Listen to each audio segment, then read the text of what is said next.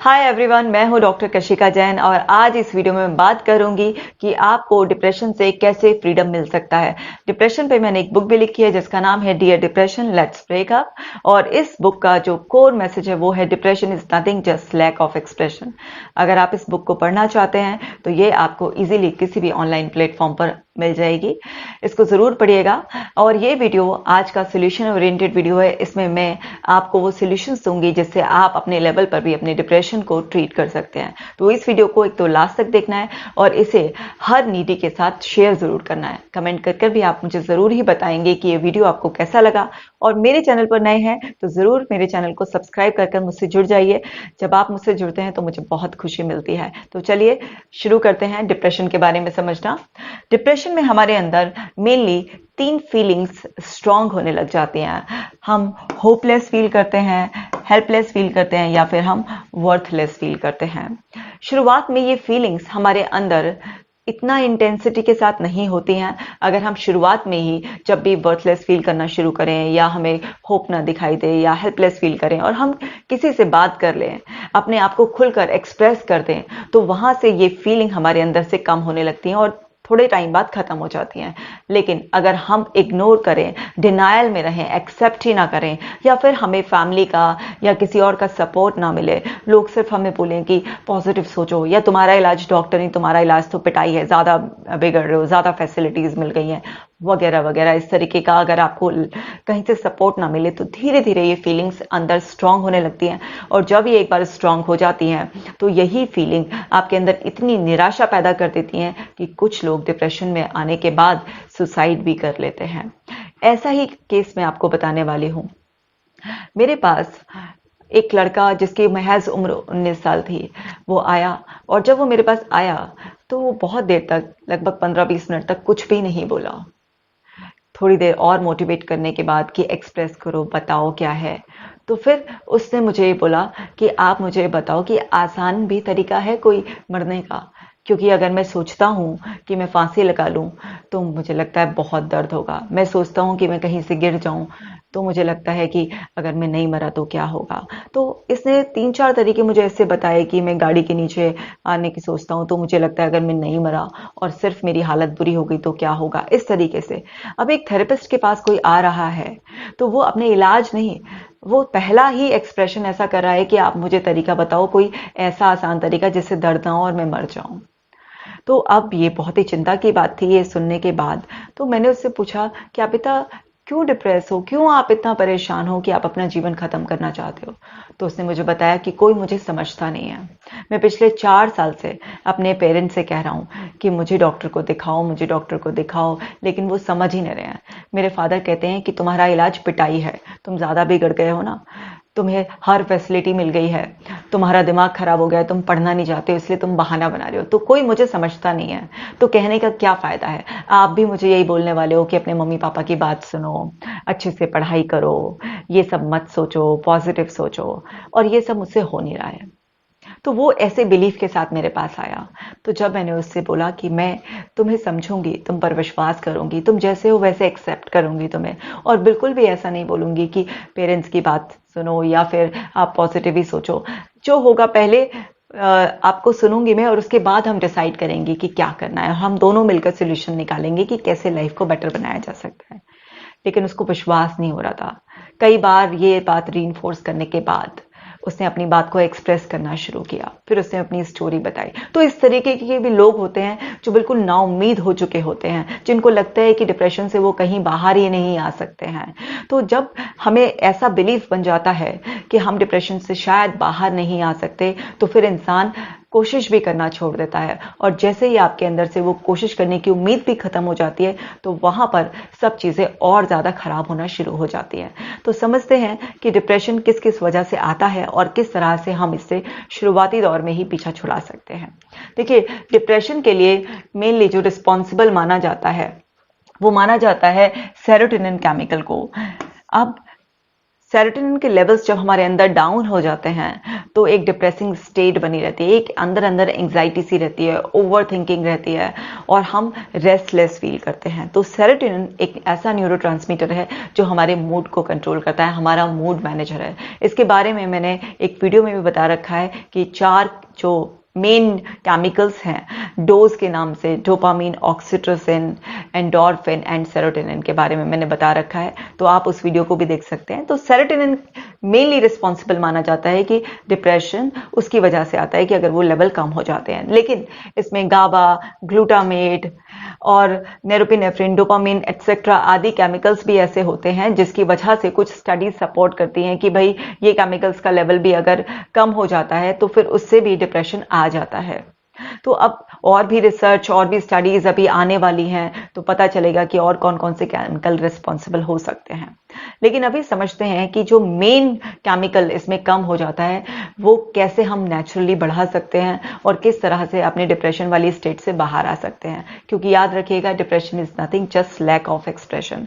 अगर वो कोई सीवियर कंडीशन बनती भी है तो वो इसलिए कि या तो आप डिनायल में हैं, आप उसे एक्सेप्ट ही नहीं कर रहे हैं कि आपके साथ कुछ इश्यूज हैं, या फिर आपको कहीं से सपोर्ट नहीं मिल रहा है, तब जाकर वो कोई बहुत ही सीवियर डिप्रेशन में कन्वर्ट हो जाता है। इनिशियली हर तरीके के डिप्रेशन को कंट्रोल किया जा सकता है, खत्म किया जा सकता है। तो समझते हैं, देखिए डिप्रेशन में क्या है, हमारा ब्रेन और हमारा गट ब्रेन दोनों ही उसके लिए रिस्पॉन्सिबल हैं। जैसे जब भी बात की जाती है कि भाई डिप्रेशन के बारे में, तो मेनली क्या है कि लाइफ में कुछ ऐसा इवेंट आया है, कुछ ऐसा अंदर अनएक्सपेक्टेड अनप्लेजेंट एक्सपीरियंस आपके अंदर पड़ा हुआ है, या फिर आपके आसपास का एनवायरनमेंट बहुत अनफेवरेबल था, लोगों ने आपको बहुत क्रिटिसाइज किया, आपको डोमिनेट किया, या फिर आपके साथ कोई भी इमोशनल फिजिकल अब्यूज हुआ, कुछ भी लाइफ के इस तरीके के इवेंट्स आपके साथ हुए, या आपको बहुत नेगेटिवली प्रोग्राम किया गया, इस तरीके से आपको जैसे सपोज बुली किया गया स्कूल में, या पेरेंट्स ने ही बहुत नेगेटिव सजेशंस दिए, या कहीं भी सोसाइटी में आपको किसी भी तरीके से ह्यूमिलेशन मिला,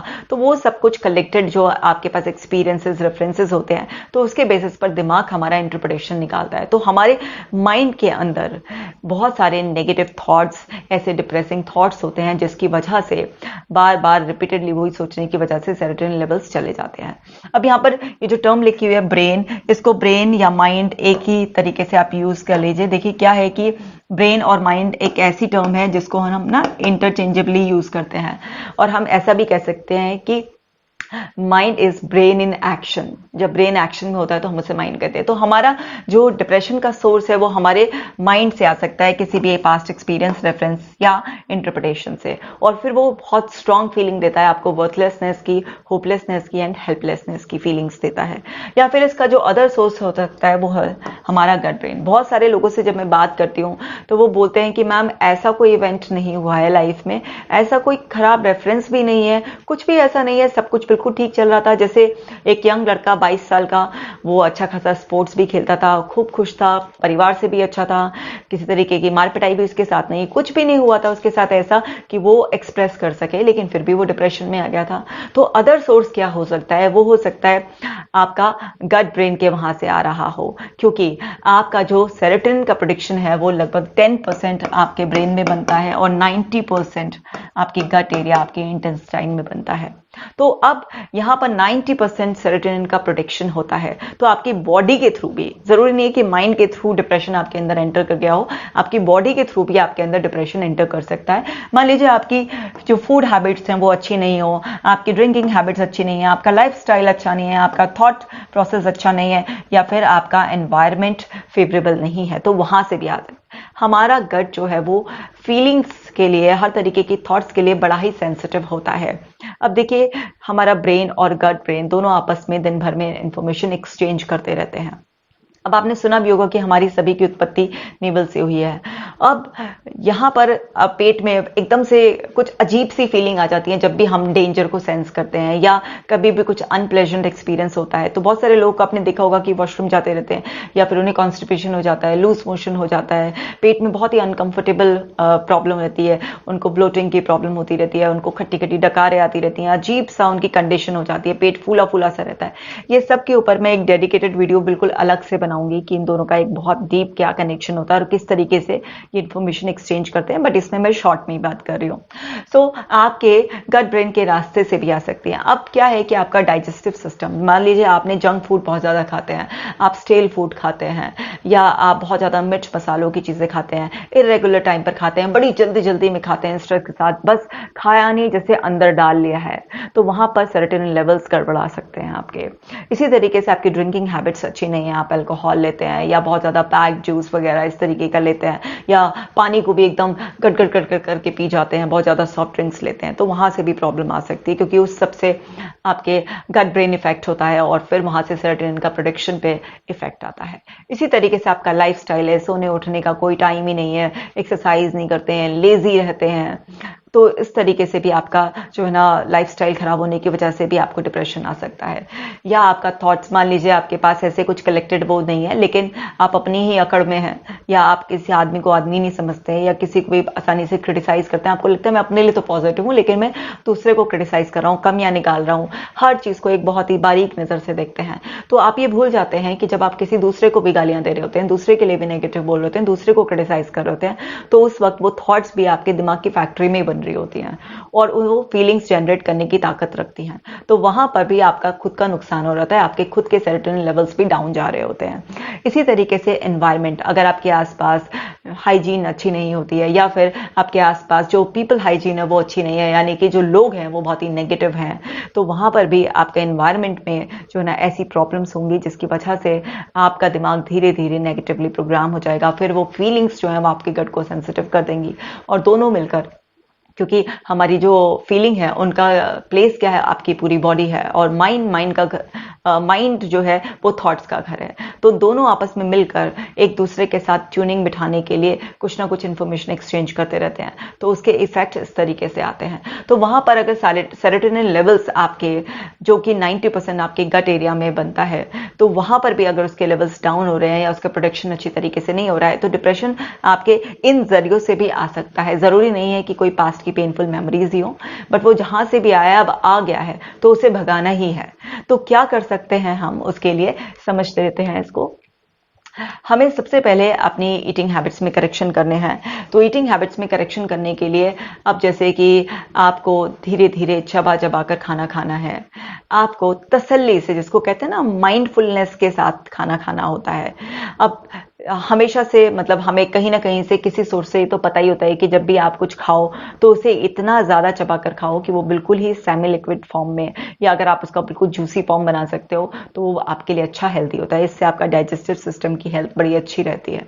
अब लेकिन सब हड़बड़ी में खाना खाते हैं, मोबाइल टीवी के साथ खाना खाते हैं, तो ये सब चीजें तो आपको बंद करनी ही पड़ेंगी। तो एक तो खाना खाने का तरीका आपको बदलना पड़ेगा, और कुछ मैं आपको आइटम्स बता देती हूँ जिससे कि आपके सेरोटोनिन लेवल्स बढ़ जाएंगे। फ्लैक्स सीड हो गया, soya beans, walnut, almond, oranges, broccoli, ये कुछ इस तरीके के आइटम्स हैं। बाकी आपके हाथ में यूट्यूब या गूगल तो है ही, आप वहां से भी सर्च कर सकते हैं, बहुत सारी ऐसी डाइट आपको मिल जाएगी जो सेरोटोनिन लेवल्स नेचुरली बढ़ाती है।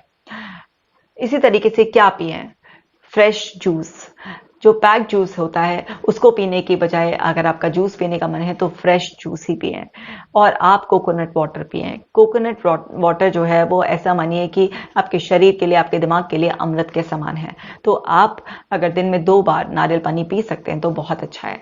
साथ ही साथ आप वार्म वाटर जरूर पिए, क्योंकि आपकी बॉडी से टॉक्सिन्स रिमूव करने के लिए वार्म वाटर बहुत हेल्पफुल होता है, तो इससे आपके अंदर की क्लीनिंग होती रहेगी। ऐसे लाइफस्टाइल के लिए कुछ habits, 30 minutes breathing exercises and meditation. क्यों ब्रीदिंग एक्सरसाइजेज और मेडिटेशन?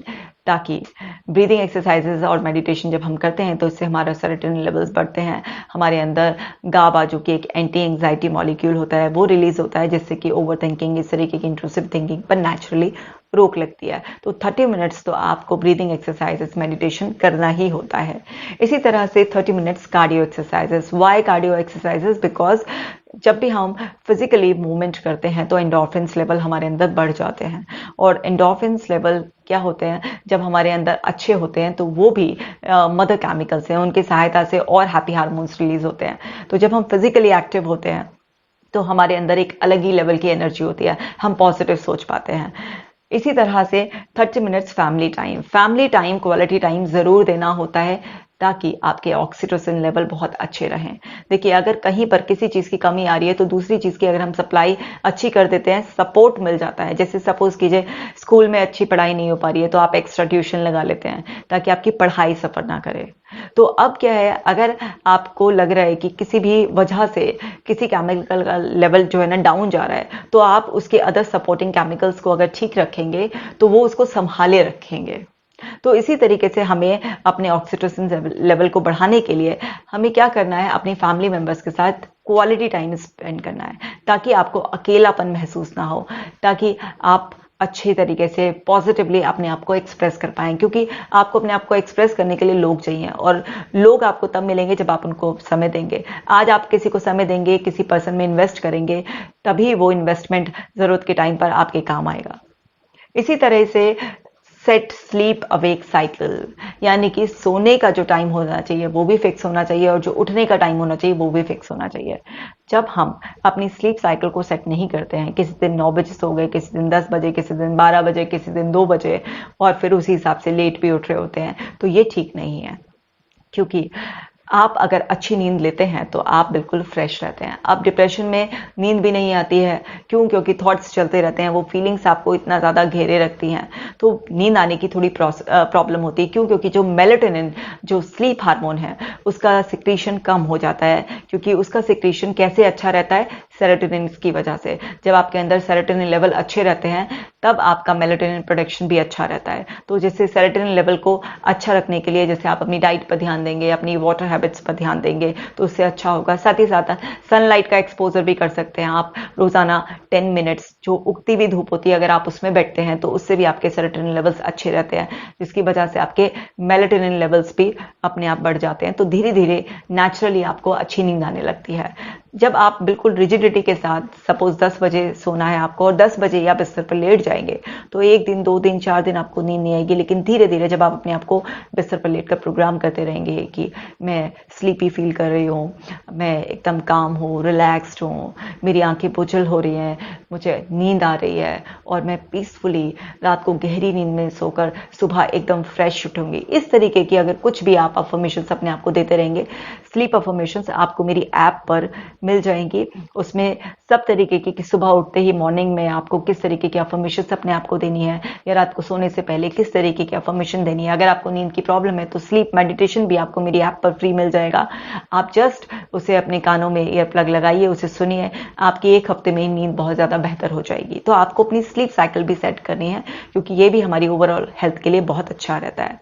इसी तरीके से आपको अपनी साइकोलॉजिकल, जो फिजियोलॉजिकल हंगर होती है, उसको सेट करना होता है। अब देखिए, एक साइकोलॉजिकल हंगर होती है हमारे अंदर, जिसमें हम थोड़ी थोड़ी देर में, ऐसे कि बहुत टाइम हो गया कुछ खाए हुए, इस तरीके से अपने आप को फीड करते रहते हैं। लेकिन जब आप बार बार कुछ कुछ खाते रहेंगे तो आपके डाइजेस्टिव सिस्टम को रेस्ट ही नहीं मिल पाएगा। क्यों? क्योंकि डाइजेशन प्रोसेस रुकेगा ही नहीं है। तो आपको साइकोलॉजिकल हंगर को अवॉइड कर कर अपनी फिजियोलॉजिकल, जो रियल हंगर होती है, सिर्फ उसे ही एंटरटेन करना है।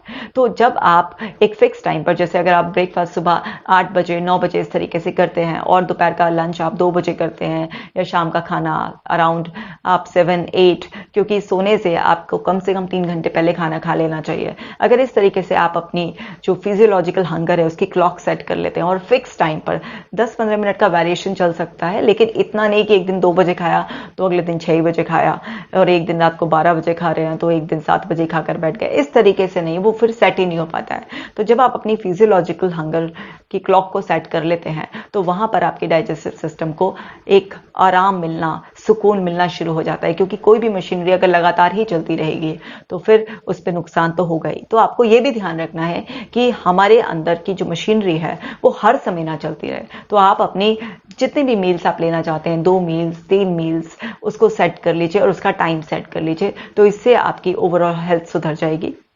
इसी तरीके से आपको अवॉइड करना है नेगेटिव लोगों को। अब नेगेटिव लोगों को क्यों अवॉइड करना है? बिकॉज वो आपकी मेंटल हेल्थ के लिए अच्छे नहीं है। वो नेगेटिव एक्सप्रेशन करेंगे हर सिचुएशन में, हर कंडीशन में। तो उससे क्या होगा, उससे ये होगा कि वो नेगेटिव रेफरेंसेस आपके अंदर जाएंगे, और जब रिपीटेडली कोई भी चीज़ हमारे अंदर जाती है तो वो धीरे धीरे हमारा माइंड उसे इमिटेट करने लगता है, कॉपी, क्योंकि हमने हमेशा से शुरू से हर चीज़ कॉपी कर कर ही सीखी है। अब आसपास नेगेटिव लोग हैं जो हर चीज़ की के लिए नेगेटिव इंटरप्रिटेशन निकाल रहे हैं, लोगों में भी देख रहे हैं तो नेगेटिव क्वालिटीज़ देख रहे हैं, तो उनका पूरा का पूरा नज़रिया ही नेगेटिव है। तो ऐसा हो ही नहीं सकता कि अगर आपके आसपास कीचड़ पड़ी हो और आप मैले ना हो। तो ऐसे लोग आप रिकॉग्नाइज कर कर उन्हें अवॉइड करना शुरू कर दीजिए। अवॉइड करना बेस्ट है, क्योंकि अगर आप झगड़ा करेंगे कि तुम नेगेटिव हो या मुझे तुमसे बात नहीं करनी है, तो वो बहुत ही दुगनी फोर्स से आप पर अटैक करेंगे, क्योंकि कोई भी इंसान अपने आप को नेगेटिव की तरह एक्सेप्ट नहीं करेगा। तो आपको क्या करना है, स्मार्ट टेक्निक लगानी है। जिन लोगों से हम फोन करना कम कर देते हैं, मिलना जुलना कम कर देते हैं, तो धीरे धीरे वो हमारी लाइफ से जाने लग जाते हैं। तो बस ऐसे लोगों को आपको अवॉइड करना है।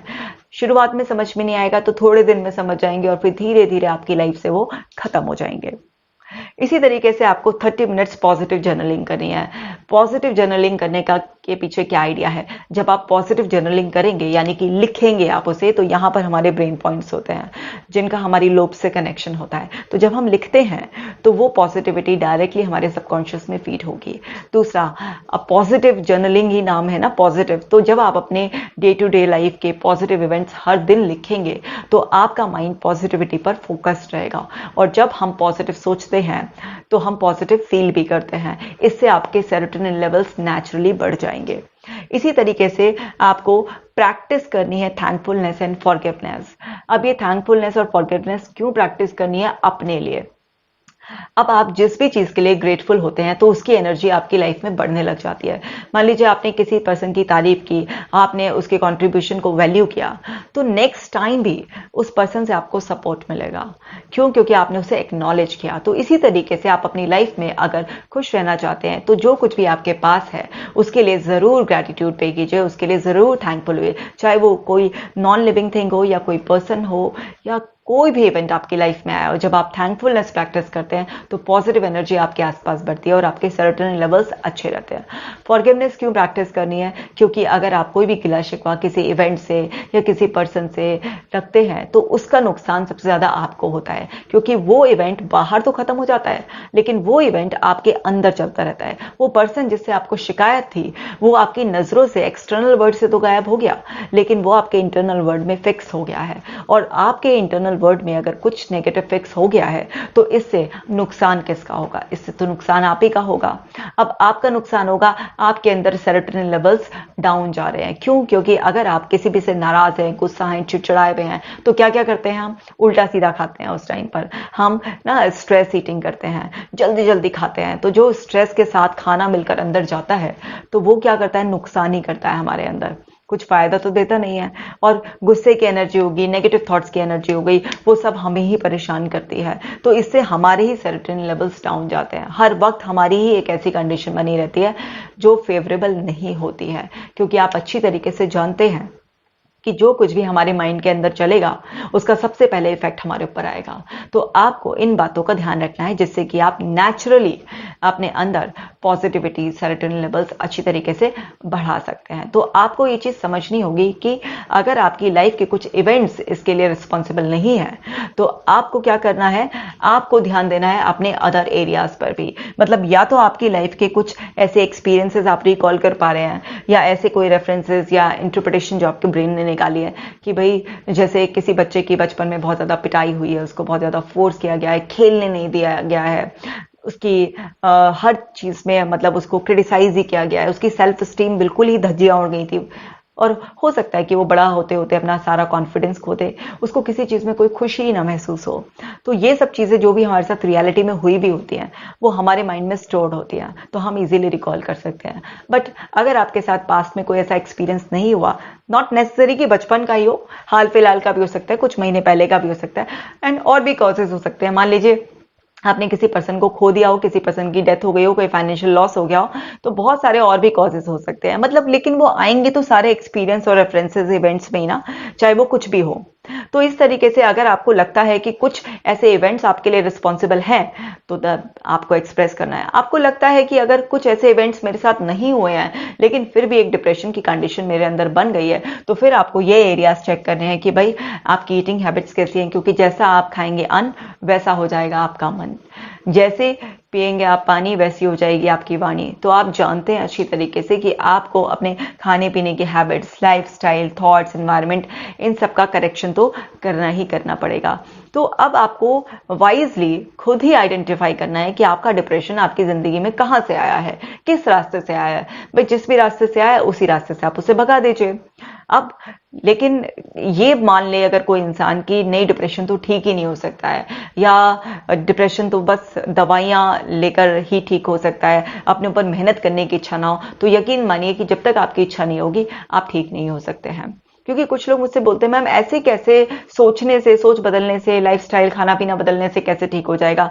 क्यों नहीं होगा? अब जरा सोचिए, जो मेडिसिन हैं वो उसमें सब केमिकली तो होता है, तो वो केमिकल जो नेचुरली आपके अंदर बनता है उसको एक्सटर्नल वे में दिया जा रहा है, कब तक लेंगे आप? और दवाइयां लेकर आपके जो सिम्टम्स आ रहे हैं डिप्रेशन के वो कंट्रोल हो जाएंगे, लेकिन आपका थॉट प्रोसेस बदलने की तो आज तक कोई दवाई आती नहीं है। तो ये सब कुछ सोल्यूशन जो है ना दवाइयों से जो आपको मिलेंगे वो टेम्परेरी मिलेंगे। तब भी आपको मेडिसिन लेते लेते भी अगर आपकी बहुत ही सीवियर कंडीशन हो गई है, सो वहां पर क्या है, आपकी अनकंट्रोलेबल कंडीशन है। डिप्रेशन में मेडिसिन की जरूरत किसको पड़ती है? जिसकी कंडीशन बहुत ही ज्यादा बिगड़ गई है, जो इस कंडीशन में भी नहीं है, वो किसकी काउंसलिंग हो सके, या वो बिल्कुल ही डिनायल उसमें है, वो करना ही नहीं चाहता है। तो वहां पर इनिशियली मेडिसिन का अच्छा रोल आ जाता है उसकी कंडीशन को कंट्रोल करने के लिए, ताकि उसको इस मोड में लाया जा सके कि उसकी काउंसलिंग करके उसके लाइफ के इवेंट्स को सॉल्व कराया जा सके, या उसकी डाइट में, लाइफस्टाइल में करेक्शन किया जा सके। वहां तो दवाइयों का रोल है, लेकिन उसके बाद भी आपको अपने थॉट प्रोसेस पर, अपने लाइफस्टाइल पर, डाइट वगैरह सब पर काम करना ही पड़ेगा। तो अब ये आपको वाइजली सोचना है कि आपको किस एरिया में किस तरीके से काम करना है, बिकॉज आप जिस भी एरिया में काम करेंगे वहीं पर करेक्शन होने शुरू हो जाएंगे। अगर आप नहीं करेंगे तो यकीन मानिए आपकी लाइफ में कुछ भी ठीक नहीं होगा, आपकी लाइफ से डिप्रेशन नहीं जाएगा। तो आई होप आपको ये सब समझ आ गया होगा कि आप लाइफस्टाइल कैसे, हैबिट करेक्शन करना है आपको।